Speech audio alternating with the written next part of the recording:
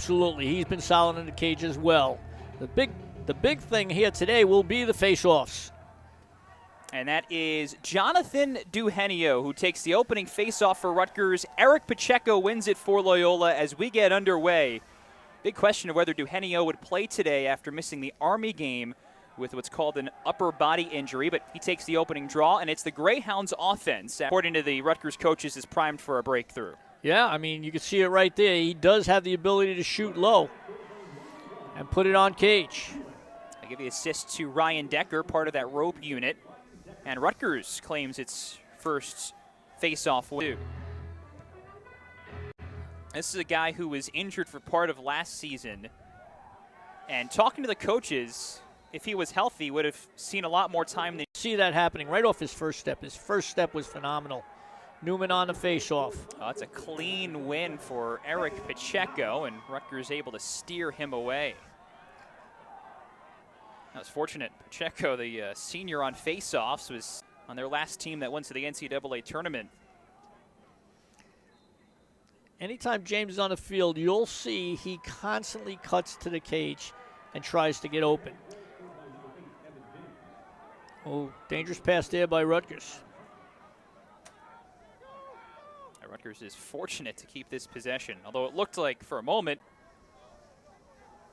Luke Murphy is just a freshman, part of the second attack line. It's his second career goal. And how about that for Loyola? What a twist. Rutgers should have been able to kill the penalty off. Yeah, while he was at Loyola. Fond memories of Baltimore for those two. Yep. Assistants in 2002, 03, and 04. Toomey said that Brian Brecht is a guy from Long Island who you coached in high school at Sachem High. I did, yep. Way back when. Yeah. Brian was one of my better players.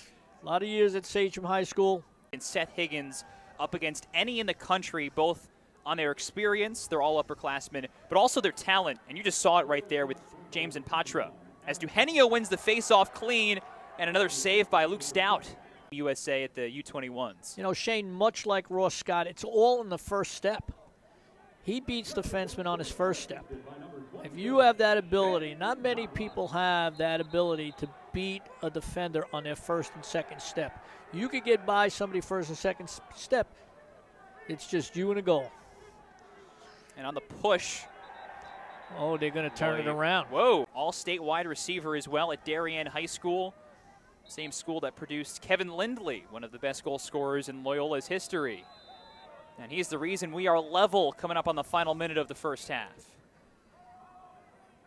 It's amazing to see a freshman have a quality. How many NCAA tournament teams will this conference get? And that's the question that we'll start to answer as the season goes along.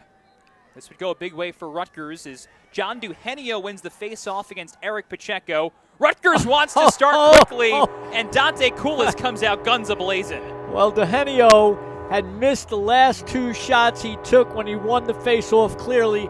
Made a good job by throwing it to the point man. That's called a point man right there. And that's the third goal. Koulis has shot from exactly the same spot within a foot or two. Lightning strikes out of halftime, and again in a game where the team that gets to 10 first could win. That's a huge way to start this second half. Show that Rutgers is not fazed by all the saves Stout had.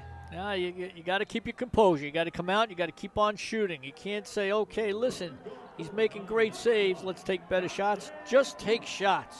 Get him on cage and take good shots. We didn't know if Dugenio would play today. Didn't play against Army. Was out for all but the first quarter against Stony Brook after suffering that upper body injury. And in a game where he was on two when Scott would break through for a goal, had taken 4 shots and hadn't tallied yet. And now, perhaps even more importantly, Rutgers wins another face-off. Good clear by Rutgers. 4 points today. He had 3 coming into today's game over the first 3 contests. And his breakthrough has been huge as Rutgers comes out like an offense reignited. And now it's on straight goals. And the Scarlet Knights turn what was a 4-4 halftime tie into a 4-goal lead and now possession as Pacheo runs over Dugenio. He just ran him over. They got the push. More importantly, Rutgers got the ball on. Different sources, and in this third quarter, you got 5 goals from 5 different players. Well, both teams only scored 4 goals in the half, and Rutgers comes out and puts 5 up on the board in this quarter. Rutgers on the ride here has been it may no longer be one with the way he's played. Yeah. Loyola's got it final second, and that was on target. That was. And not too bad there from Peyton Razanka. There's a reason why he's an All-American. So it was about to... And try to get back in this game. And for Rutgers, on the other hand, you're up by 4, and you have to stay up by 4.